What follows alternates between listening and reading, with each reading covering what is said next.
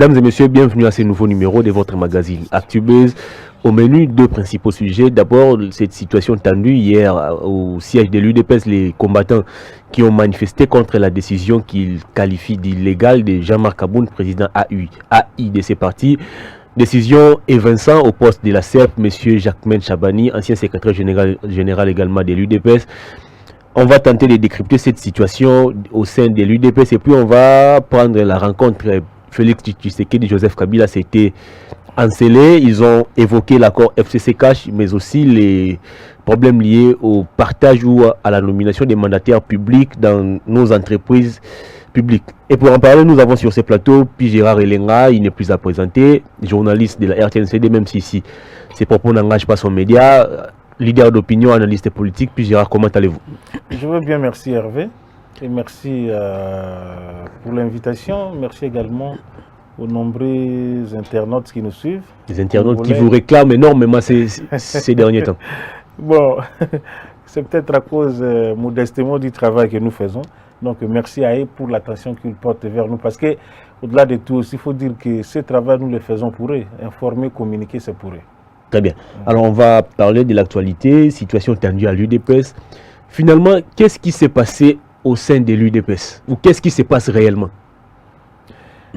Bon, il faut préciser d'abord que j'ai pris le temps de pouvoir mener mes investigations comme journaliste, parce que vous savez, l'UDPS est aujourd'hui au pouvoir, et qu'à chaque fois qu'il y a des choses, depuis un certain temps, je peux dire que je me spécialise un peu dans tout ce qui concerne les questions politiques liées à l'UDPS, et il fallait donner quand même la bonne information.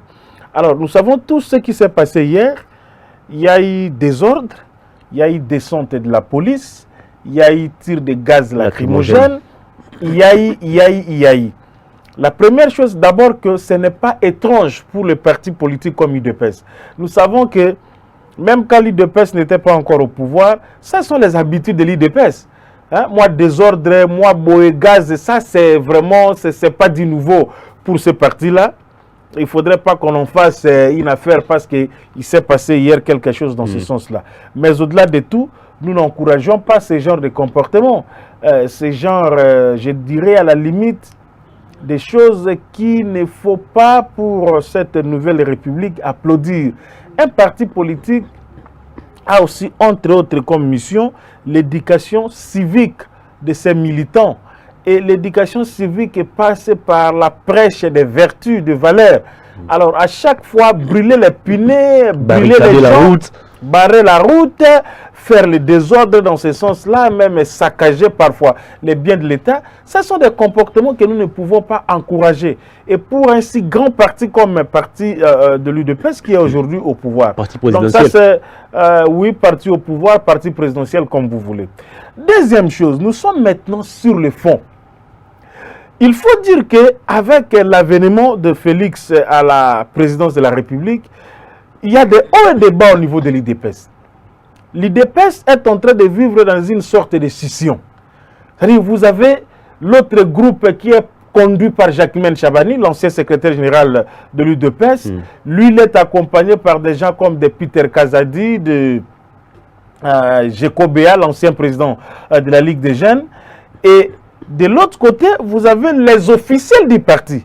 Les officiels du parti qui sont Jean-Marc Kabound et Kabouya, ainsi que l'ensemble du comité national. Parce que moi, j'ai toujours dit, à l'époque, même si Kabouya était le secrétaire national chargé de la communication et mobilisation, il est devenu secrétaire général adjoint, il avait aussi d'autres secrétaires généraux adjoints.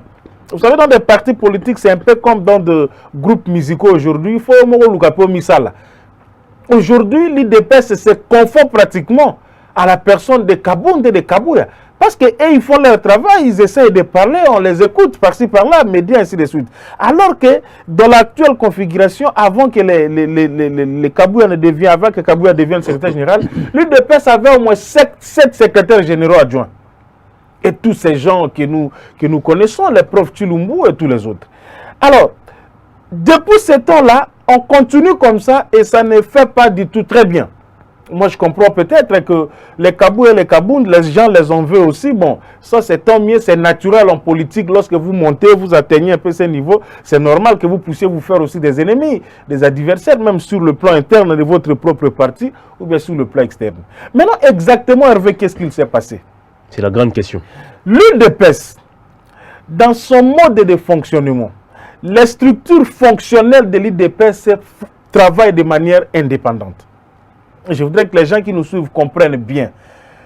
L'UDPS est composé de la Ligue des jeunes, de la Ligue des femmes, est composé de la CEP, la Commission électorale permanente, et bien d'autres structures. Ces structures fonctionnent ou travaillent de manière indépendante. Alors, pour l'instant, je remonte d'abord l'histoire. Jean-Marc Kaboun étant désigné président AI de l'UDPS par l'actuel chef de l'État, Félix Tshisekedi, il lui avait confié une mission. La mission que Jean-Marc Kaboun avait eue allait dans le sens, et je pense que les documents, je vais vous l'envoyer peut-être sur WhatsApp. Le président Félix a conféré à Jean-Marc Kaboun ce qu'on appelle les pleins pouvoirs. Il agit en tant que président de l'UDPS, comme tel que vous le voyez là. C'est pourquoi quand les gens remettaient un peu en cause la nomination d'Augustin Kabouya comme secrétaire général, j'ai trouvé qu'il ne maîtrisait pas bien la chose. La moindre des choses à faire pour nous journalistes et d'autres intellectuels, ce n'est pas discuter à vide comme ça. Il faut prendre les textes, regarder ce que les textes disent et comprendre de quoi est-ce qu'il s'agit. Alors, dans ce fonctionnement qui du reste, j'ai dit que se fait de manière indépendante, Jacquemaine Chabani a été élu avec son bureau comme président de la CEP, Commission électorale permanente de l'UDPS. Coup de chapeau à Jacquemaine Chabani parce que toutes ces élections de 2019, 18 plutôt, ont été organisées sous sa bannière. C'est lui qui a organisé les témoins, c'est lui. Il a tout supervisé donc. Oui, presque, il a tout supervisé, on suivait ça dans les médias. Et lui, il est revenu quand Félix était élu président de l'UDPS, quand il a dit que tous les anciens puissent revenir. Parce que vous savez que lui, il était parti avec tout ce que l'opinion connaît, je ne vais pas revenir là-dessus. Maintenant, il a été élu. Vous comprenez?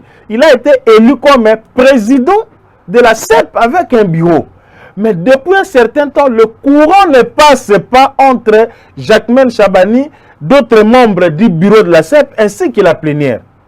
Et c'est ainsi que, de la même manière que lui a été élu, la plénière de la CEP, que les gens comprennent bien, la plénière de la CEP a démis Jacquemaine Chabani et l'ensemble de son bureau de leurs fonctions. Donc ce n'est ni Kaboun ni Kabouya qui a rejeté Jacquemaine Chabani. Quand je vois les gens parler et présenter les choses de la manière dont tu présentes, je suis désolé.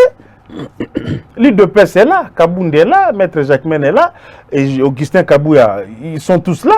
Et prenez les textes et lisez. Le président de l'UDPS, qui est Jean-Marc Kaboun, actuellement président AI, je termine d'abord la procédure, comment ça s'est passé. Et lorsqu'ils ont été démis, Jacquemaine Chabani et ses coéquipiers, il y a eu un malentendu. Le président de la République lui-même, à travers Jean-Marc Kaboun bien sûr, a envoyé Kabouya pour essayer un peu d'aller faire quoi? La médiation. Vous comprenez? La médiation, ça a pris au moins un mois comme ça pour essayer de les réconcilier. Certains membres de la plénière de la CEP étaient quand même d'accord, mais le comportement relativement un peu moins universel, moins catholique de M. Jacquemaine Chabani a fait qu'ils sont revenus sur les raisons pour dire que non, nous ne voulons pas de ce monsieur. Et lui et son bureau doivent quoi? Ils doivent partir. Et quand ils sont partis, ils ont désigné un bureau provisoire qui a organisé les élections et qui a élu un bureau définitif, les noms que vous avez vus là. Et cette situation a pris le temps que ça a pris, et c'était le tour du président AI Jean-Marc Kaboun de venir maintenant entériner, poser un acte de reconnaissance de ce bureau-là. Il n'avait rien à voir là-dessus. C'est tout ce qui s'est passé. Donc, c'est la plénière qui a démis Maître Jacquemaine Chabani son bureau. La plénière de la CEP a remplacé l'ancien bureau de Maître Jacquemaine Chabani par un autre bureau, élu comme le maître Jacquemain Chabani était élu, et le président de l'UDPS, c'est comme président AI n'est venu qu'entériner cette décision. Alors, donc voilà ce qui s'est passé.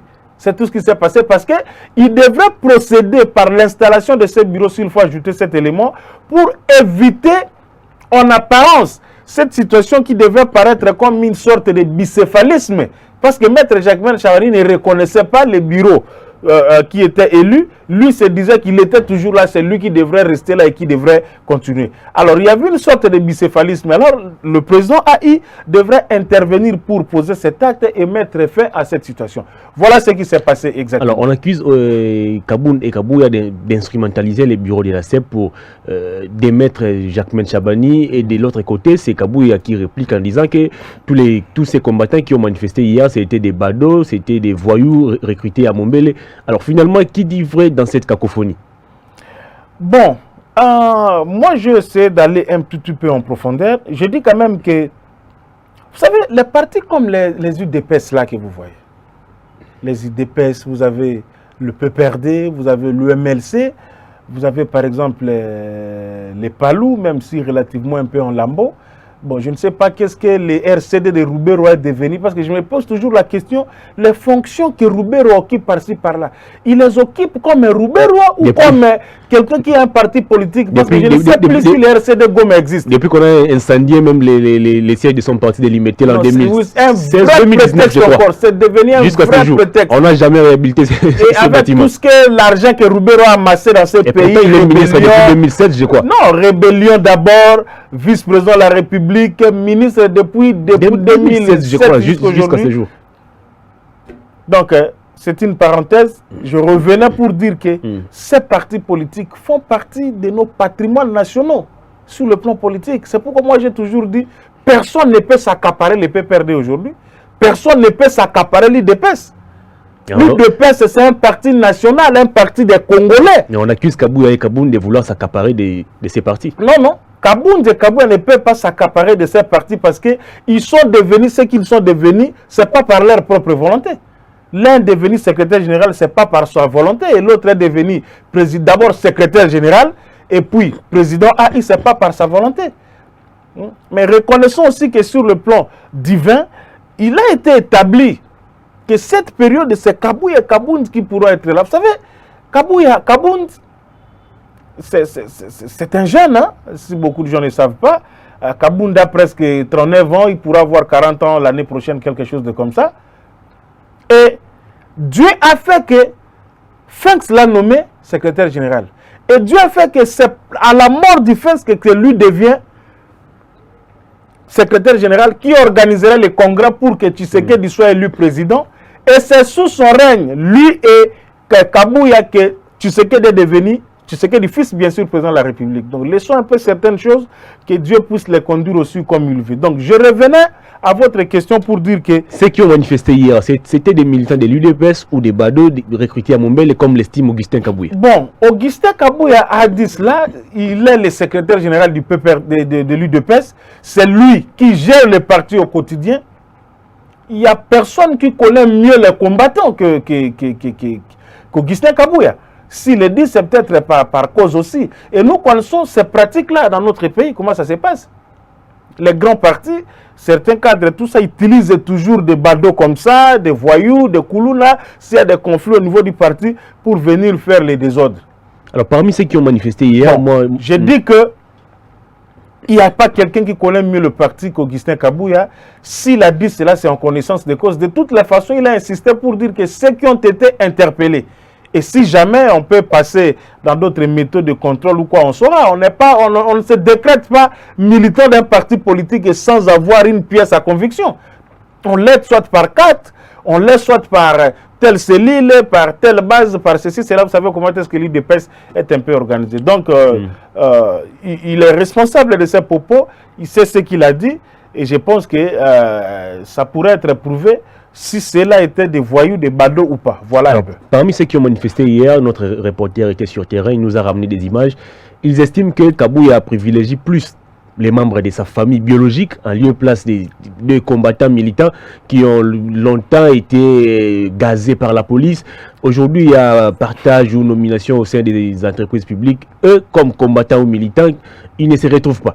Est-ce que ces accusations sont vraies? Bon, vous savez, l'ANC en Afrique du Sud s'est bâti pour longtemps. Quand l'ANC a accédé au pouvoir, je crois que ce n'est pas tout le monde qui a eu un bureau quelque part, tout ça. C'est vrai que nous sommes en train de dire que les dirigeants de l'UDPS, parce qu'ils sont au pouvoir aujourd'hui, il faut un certain équilibrisme dans ce qu'ils sont en train de... Parce que vous savez, aujourd'hui, c'est Kabound et Kabouya qui traitent les histoires du parti. Quand ils vont là-bas pour la répartition des postes, ceci, cela, ce sont eux qui sont les derniers à parler avec Tshisekedi. Ça, c'est une évidence. Mais aussi, ce ne sont pas tous les combattants qui vont avoir un bureau quand même. Le PPRD a géré ce pays pendant 18 ans. Nous connaissons des gens qui ont été prêts à mourir pour Kabila. Mais jusqu'à ce que Kabila est parti du pouvoir, ils n'ont même pas été chef d'avenue ou chef de rue quelque part. Je ne vais pas vous citer les gens comme les Benoît Yolama, les Papi Tambaïf qui sont dans la dernière minute, a fait quand même 3 mois comme vice-ministre après, on l'a évincé. Oui, le Thierry Moussenepo, pressenti ministre dans ce gouvernement, Ilunga 1, mais qui ne l'est pas devenu. Donc voilà un peu. Mais par contre, vous avez des gens visiblement comme ça, vous le voyez que ce ne sont pas des gens vraiment qui prenaient l'avant-garde pour défendre Kabila, mais qui sont là récompensés au nom de l'équilibre ethnico-provincial, au nom de ceci, cela, ils sont là. Donc, il faut se dire qu'au-delà du destin de chacun de nous, il faut aussi se dire qu'une sorte de méritocratie doit être là. Vous êtes un combattant, vous n'avez rien, vous n'avez pas étudié, on va vous confier quoi comme responsabilité, surtout à ce niveau-là. Vous voyez. Alors, moi, je présente les faits.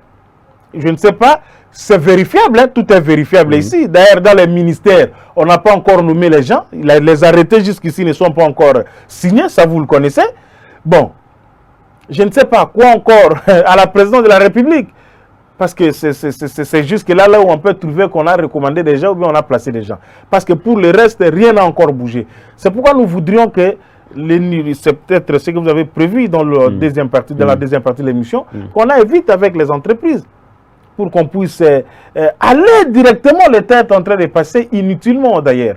Moi, je connais, j'avoue ici que je suis proche de Kabou et je suis proche de Kabound.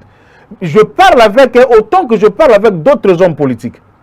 Et pour que nous présentions à l'opinion la vraie information de ce qu'il faut. Je suis allé en Ganda, quand ils sont partis là-bas. J'étais avec Kabound, on a parlé avec lui. Je lui ai posé des questions. Et Kabouya ici, je connais les membres de famille de Kabouya qui pleurent. Qui disent, mais vieux, je connais. Dieu est en train de m'attendre. Mais quand ils disent que non, il a placé les membres de sa famille partout, bon, je ne sais pas, mais je trouve quand même que c'est exagéré. Mais si on a quand même un membre de la famille qui a aussi milité à l'IDPS, même s'il était proche de tel secrétaire général ou bien il est membre de la famille de tel, je crois qu'il n'en a pas moins les droits que d'autres combattants. Il peut se faire qu'il est affilié ou bien il est familier à Kabouya ou à Kabound, mais s'il était à l'IDPS, il ne faut pas dire que lui il a moins de droits parce qu'il est consanguin à Kabound ou à Kabouya. Ce n'est pas un raisonnement qui tient vraiment debout. Alors, est-ce qu'aujourd'hui, Kabound et Kabouya constituent-ils les vrais problèmes pour l'UDPS? Parce que depuis qu'ils sont là, certains classiques de l'UDPS leur reprochent des violations graves des textes qui régissent leur parti. Alors finalement, est-ce que la solution à ces problèmes de l'UDPS ne passera-t-elle pas par les départs de ces deux, de Kabound et Kabouya à la tête de ces partis? Bon, vous avez si bien dit. Écoutez, vous savez, dans tout ceci, il faut dire vrai. Le problème aussi, c'est tout simplement des querelles de positionnement. On doit dire la vérité. Des querelles de positionnement, il y a des gens qui se voyaient déjà ministres, qui se voyaient entre Kazadi et Kabouya. Et ce spectacle-là, je suis désolé de le dire ici, où on retrouve des cadres impolis. C'est ça l'adjectif que je peux utiliser. Où la hiérarchie n'est pas respectée. À l'UDPS, je trouve quand même que c'est pas correct. Comment vous avez vu le dernier spectacle de Kazadi avec Kabouya, qui est le premier ministre du parti, le numéro 2 du parti, le numéro 1 de l'exécutif du parti. Mais un cadre qui sort, qui le traite de tous les qualificatifs que vous savez. Vous voyez, les gens sortent, traitent Kabound de tout ce qu'ils veulent. Bon, je ne sais pas, mais je trouve quand même que c'est pas trop bon. Ils sont là, ce sont eux qui dirigent actuellement l'UDPS.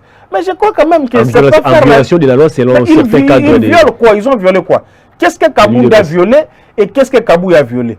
Encore que Kabouya est l'exécutant. Il exécute, comme le mot le dit.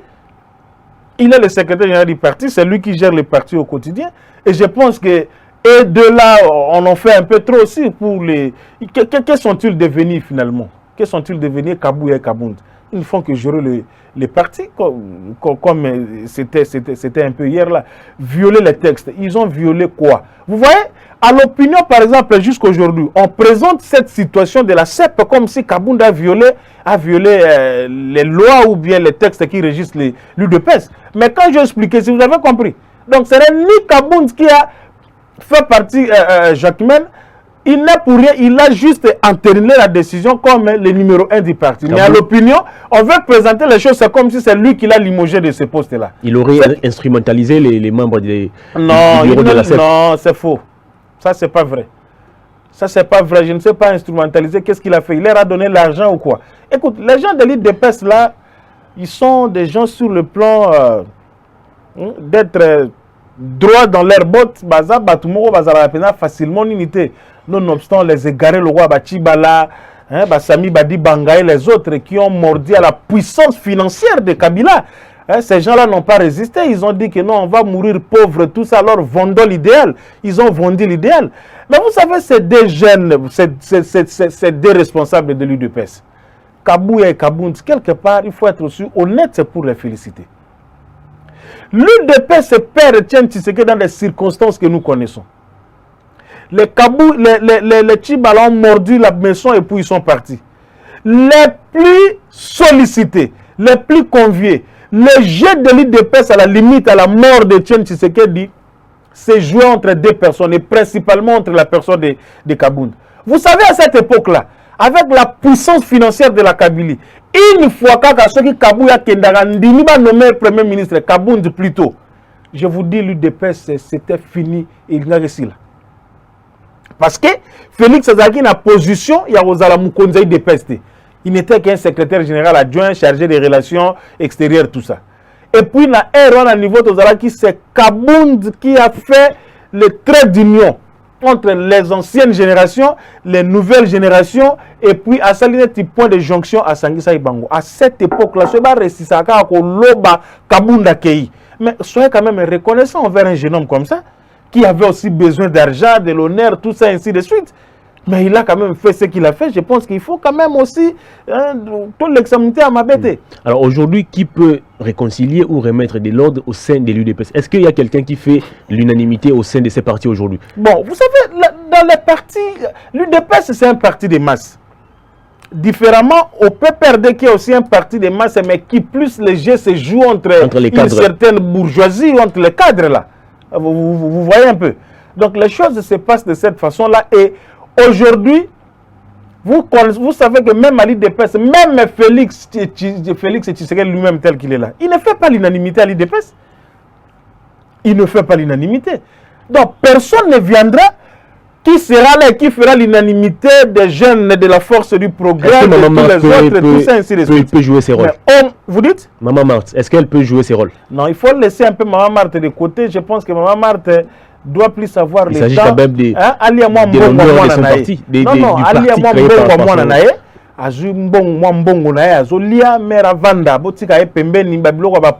mais ça, quelque part est troublé. Oui, mais Félix est là. Je pense que c'est la seule personne qui peut à la limite dire que voilà. Mais aussi, ce qu'on veut présenter comme trouble, comme violation des textes, comme ceci, ça peut être aussi une tactique tout simplement pour chercher à présenter mal les Kabound et les Kabouya là. Ça peut être une stratégie de nuisance tout simplement. Parce que si vous leur posez clairement la question, ils ont violé quoi comme texte? Qu'est-ce qu'ils ont fait? Et moi, je peux vous rappeler ici des époques où Etienne Tshisekedi lui-même a violé plusieurs fois les textes et les statuts de l'UDPS. Etienne Tshisekedi lui-même, il a violé. Que les gens se rappellent des assises de Bondeko. que les gens se rappellent. Vous voyez un peu. Donc il y a des circonstances qui peuvent faire qu'on ne puisse pas intentionnellement violer, mais qu'on puisse regarder au regard des périmètres en présence, peut-être jouer sur ça. Mais là, c'est une guerre de positionnement. Les gens sont contre Kabouya, sont contre Kaboun, ils sont devenus des jouisseurs, tout ça, et pourtant, il n'en est pas vraiment question.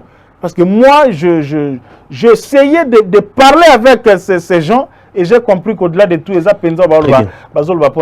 j'ai présenté des faits et voilà ce qui s'est exactement passé. Ce qui s'est exactement passé, c'est ça. Et puis les désordres est arrivé et puis on déplore cela comme je l'avais dit au début. Très bien, on va prendre le deuxième thème de l'émission, rencontre Kabila Fachi, évaluation de l'accord FCC Cash, partage des postes au sein des portefeuilles de l'État. Finalement, Fachi vous a écouté.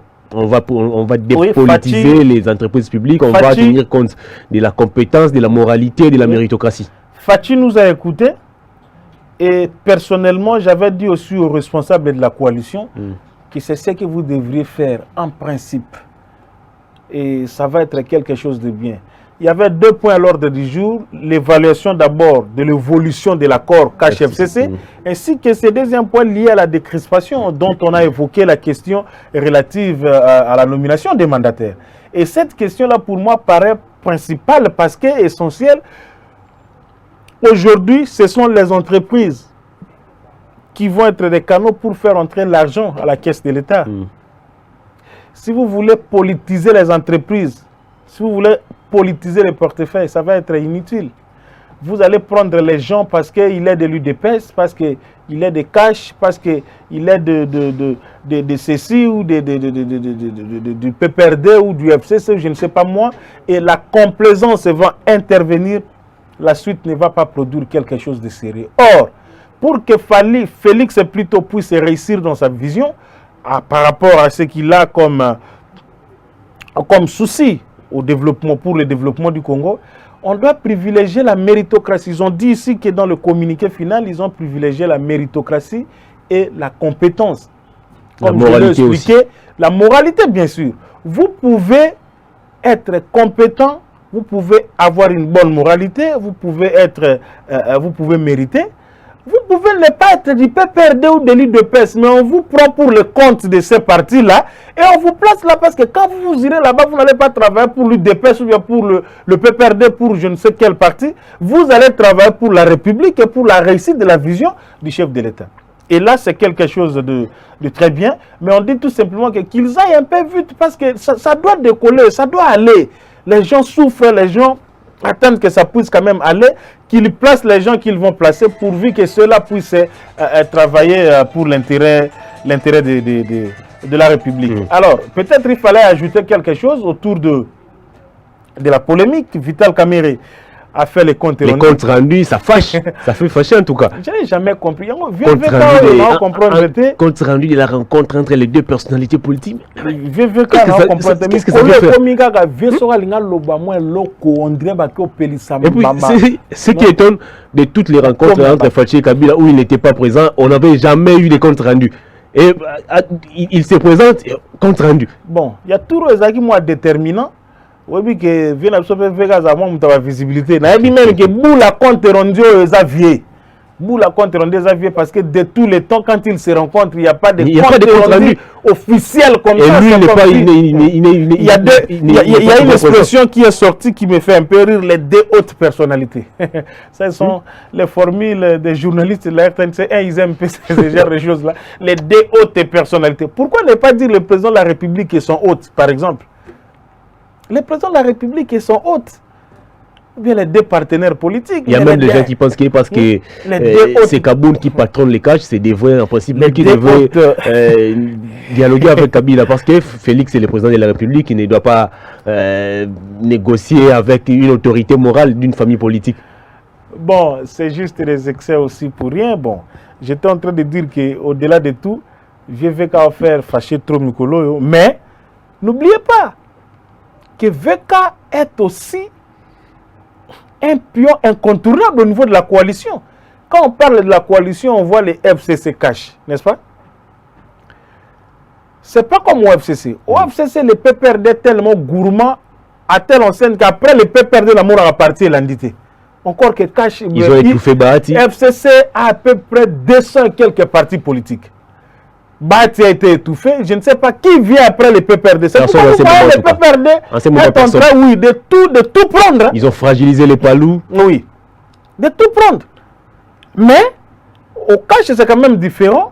Vous avez tout de suite, quand on parle de cash, on voit l'UDPS et l'UNC. Les deux partis phares. Les deux partis phares. Donc logiquement, on considérerait Vital Kamerhe comme la deuxième personnalité de cash. Hein? Après Kabouya, bien sûr, parce que... Kabound. Après Kabound, bien sûr, parce que le président, comme tu as voulu cette formule, il est un peu de l'autre côté. Vous comprenez? Donc Vital Kamerhe, ce n'est pas un péché qu'il soit là.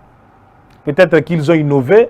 Et je crois que désormais, ce serait ainsi après les rencontres Kabila et Tshisekedi, compte rendu. Ah, beaucoup, pardon. Donc là, c'est vraiment hein, compte rendu. À la nation, ma média, Vital Kamerhe, ça lui compte rendu les deux hautes personnalités. Ouf! Est-ce qu'il y avait personne pour l'empêcher de les faire? Non, mais le problème, c'est que ce n'est pas une première rencontre. C'est qui nous étonne, ça c'est un. Deuxième chose, est-ce que Bissot maintenant a tina compte rendu? On savait déjà qu'ils allaient parler des entreprises publiques. Oui, ce qu'on nous présente ici, c'est ce qu'ils ont dit en sommaire, mais bien évidemment, ils se sont dit des choses là-bas, parce qu'il fallait nous dire tout ce qu'ils se sont dit. Donc moi, je pense que ce n'est pas ça l'essentiel. Ce n'est pas ça l'essentiel. FCC cache, même si ce sont des formations de structures politiques privées, mais qui ont une utilité publique parce qu'ils gèrent les pays, on doit nous éviter un peu tout ceci des fois.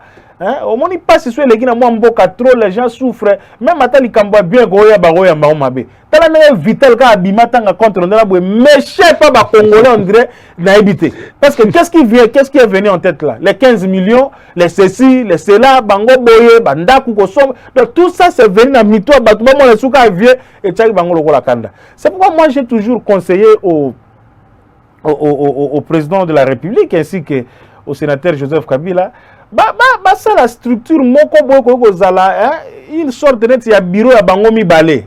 C'est-à-dire, il y a une structure là. Ils ont promis ça aussi dans les communiqués. Dans les communiqués. Qui n'a rien à voir avec les personnalités officielles. Ceux qui ont des fonctions officielles là. Tu vois, s'il y avait par exemple quelqu'un qui est par exemple le porte-parole des deux, hein, des deux autorités du cash, il sortirait à cause de la communiqué. Mais ça prête ici à confusion. VK Dirka, le président, il vient. Qu'est-ce qu'il vient faire dans tout ça? Bon, même si ils ont ça la goûter. Donc, qu'ils essaient de former une équipe autour de Bango Mibale qui va être une équipe pour bazar la charge officielle. Je ne sais pas si je me fais comprendre. Bazar un député, un ministre, vraiment qui va s'occuper de Bango Mibale, ceux qui va réunir à Bozali, ceux qui façon qu'on restitue en Bozali, tout ça ainsi de suite. Ça va être quelque chose qui pourra aussi les aider. Donc, on salue cela. Moi, je salue la mesure qui a été prise. Mais au moins, je demande aussi à aider naturellement à Némi, les Kabound et les autres là. Bilonga Bato et Akala, c'est tous les anciens voleurs de la République. Ceux qui se sont distingués par voler l'argent de l'État. Bazara qui n'a FCC, Bamsoupe, Bana Cash, la Cash, je crois que Bomba, tous ces gens-là qui ont mal géré.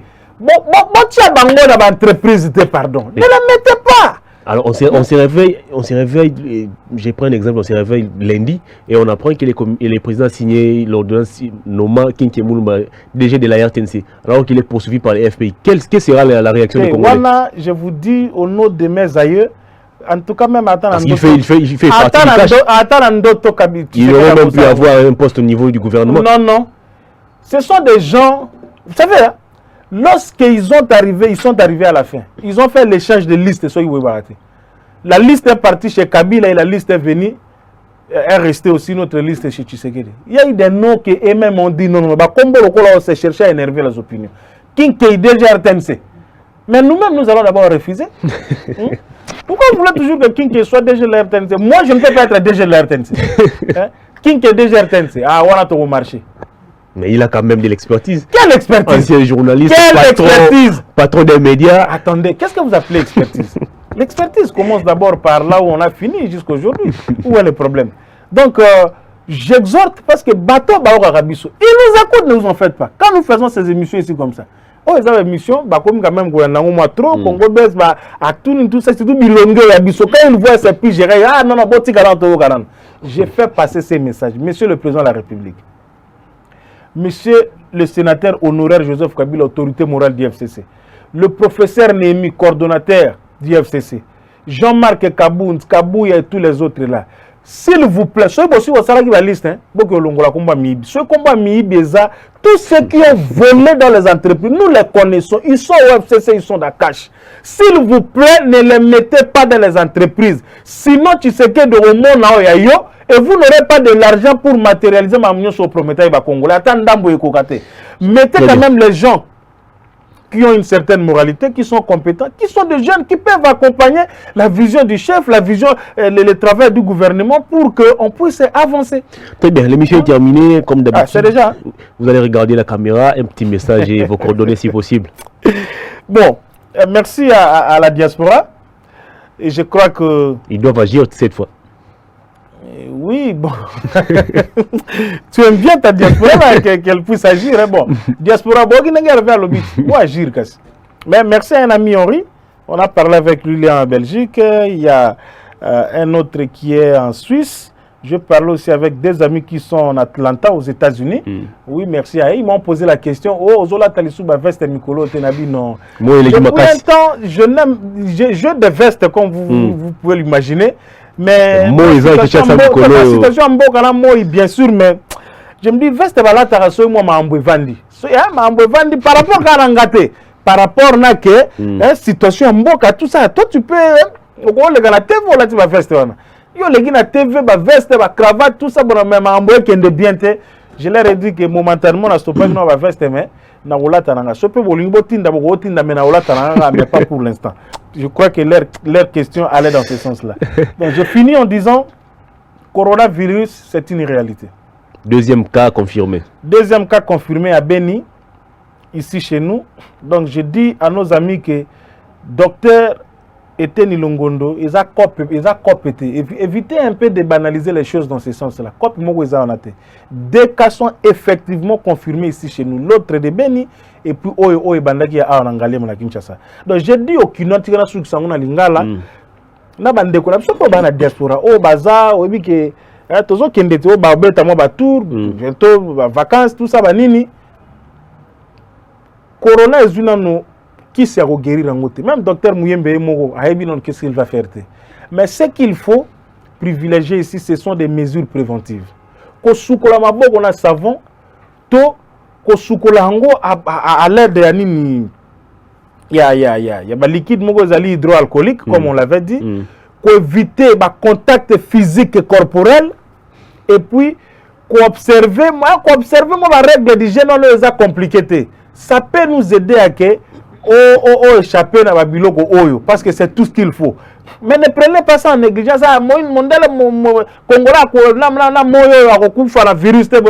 Évitez de faire cela.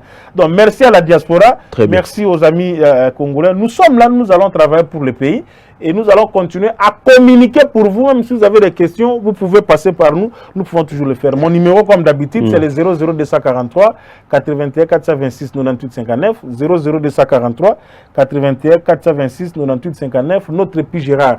Ma page Facebook et puis appelez-nous, nous allons là où vous avez tiré à boulet rouge sur toutes ces associations à Sofachi oui, des associations opportunistes et à Sofachi. La dernière était à Kwachi. C'est-à-dire association beaucoup de protestants il y a des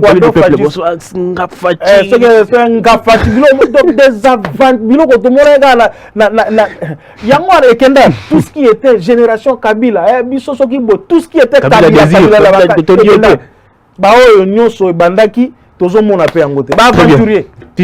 merci de votre passage. Merci Hervé et je suis très content. L'émission est terminée. Merci à Néhémie, merci à Gaël. Au revoir d'ici là. Portez-vous bien.